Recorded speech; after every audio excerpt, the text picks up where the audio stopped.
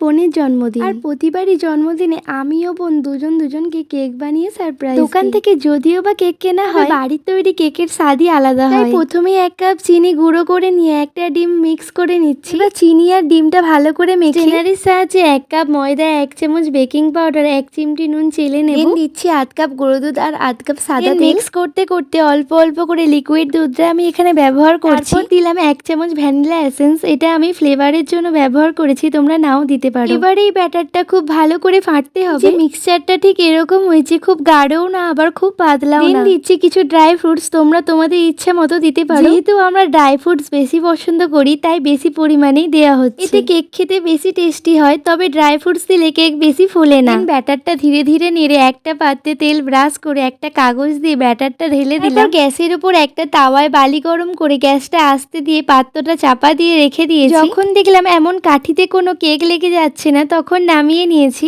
বাড়িতেই রেডি হয়ে গেল টেস্টি কেক। রেসিপিটা ভালো লাগলে চ্যানেলটা সাবস্ক্রাইব করে যেতে একদম ভুলো না।